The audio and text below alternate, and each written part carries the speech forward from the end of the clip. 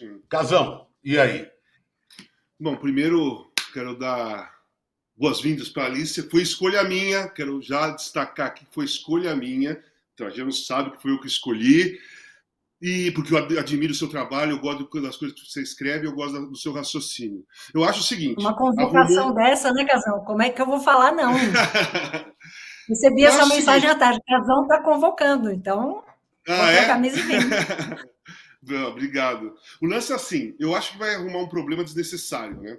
Porque, inevitavelmente, vai ter esse problema da convocação, mesmo que ele faça honestamente, mesmo que ele escolha os jogadores aqui no Brasil tentando não prejudicar ninguém, ou tentando prejudicar pouco os clubes, o time que na volta da data FIFA perder vai cair matando em cima do Diniz, vai falar que pô, favoreceu esse ou aquele. Então eu acho que é uma situação desnecessária nesse momento. Desnecessária. Segundo, o Diniz está na pior fase Quer dizer, o Diniz, na minha opinião, como eu falei ontem, para mim o Diniz tem prazo de validade.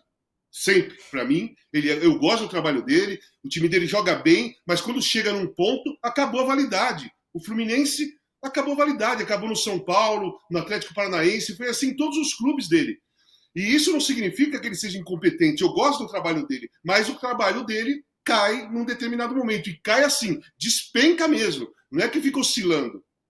Então, é o pior momento para ele ir de escolha. Né? E outra coisa, você vai esperar o Ancelotti, então coloca treinadores que não estão trabalhando, coloca outro tipo de treinador, sabe?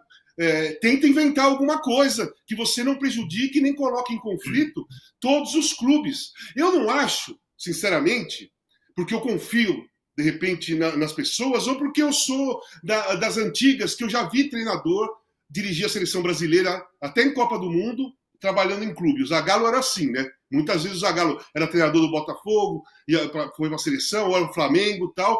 E naquela época, como era comum, a gente não entrava nesse discurso do conflito de interesses. Naquela época, não se falava muito nisso.